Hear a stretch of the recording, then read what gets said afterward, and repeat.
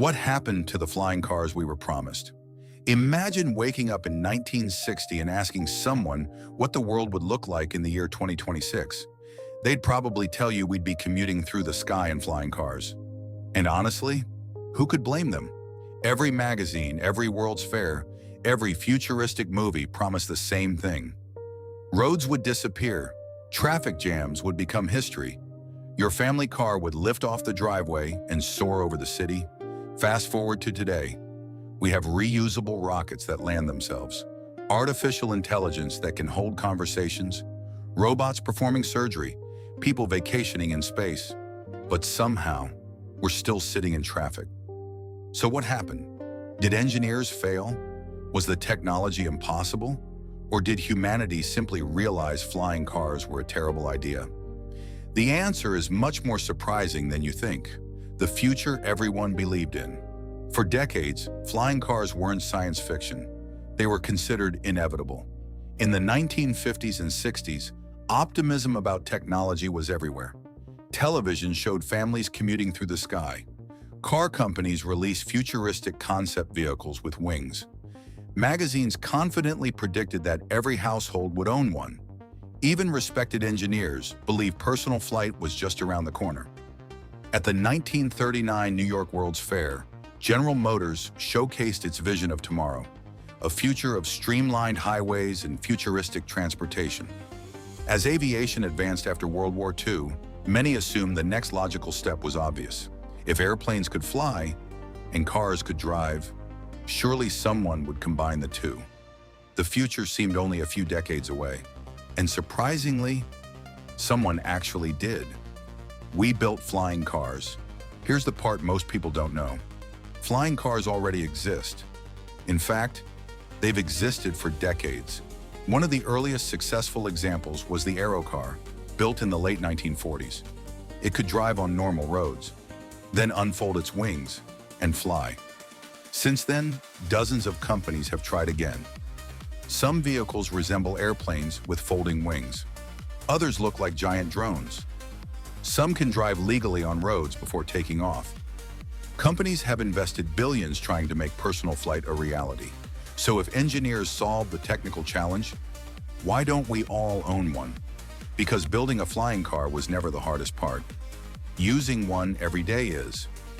The laws of physics don't care about our dreams.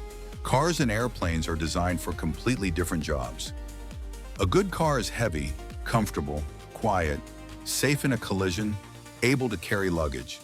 An airplane needs almost the opposite. Every extra kilogram requires more lift. More lift requires more power. More power means more fuel or larger batteries, which adds even more weight. This creates a vicious cycle. That's why airplanes are built to be incredibly light. Meanwhile, modern cars have become heavier every year because of crash protection, sound insulation, electronics, and comfort features. Trying to combine the two creates something that isn't great at either job. Your flying car becomes too heavy to fly efficiently, yet too fragile to survive everyday driving. And that's only the beginning. The sky is much less forgiving than the road. When your car breaks down, you pull over. When an airplane breaks down, things become much more serious. Even though modern aircraft are incredibly safe, they require constant inspections, strict maintenance schedules, and highly trained pilots. Now imagine millions of people flying to work every morning. Some forget to check the weather. Some ignore maintenance. Some text while driving today. Imagine those same habits. Thousands of feet in the air. Human error already causes millions of road accidents every year. Now add altitude. Suddenly, a simple mistake doesn't block traffic. It can become a catastrophe. And even if everyone became perfect pilots, there would still be another enormous problem. Traffic doesn't disappear, it moves upward. People often imagine flying cars giving everyone unlimited freedom, but that's not how airspace works. Airplanes don't simply fly wherever they want. Every flight is carefully monitored. Routes are coordinated, altitudes are assigned, weather is tracked. Now picture every commuter leaving home at exactly 7:30 every morning.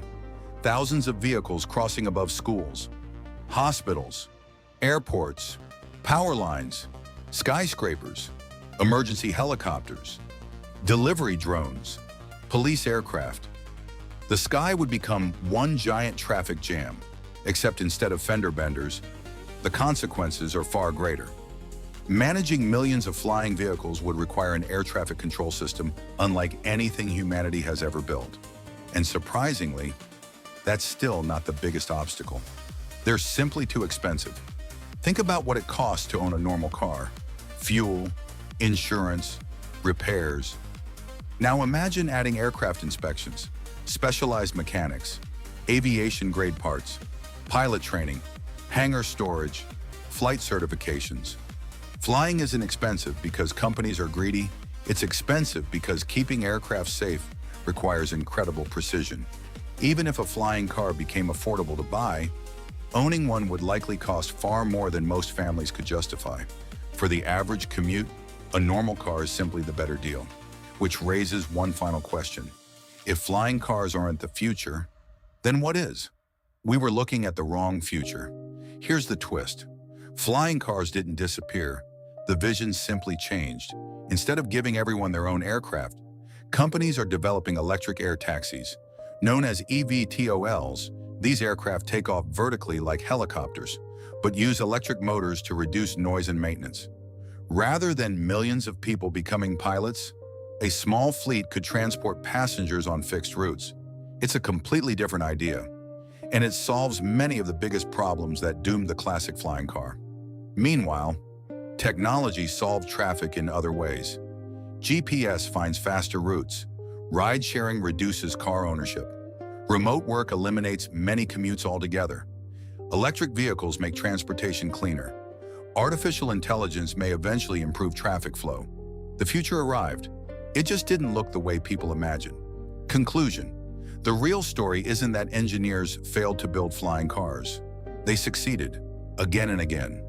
The problem was never making a car that could fly. The problem was convincing physics, economics, safety regulations, infrastructure, and millions of ordinary people to make it practical.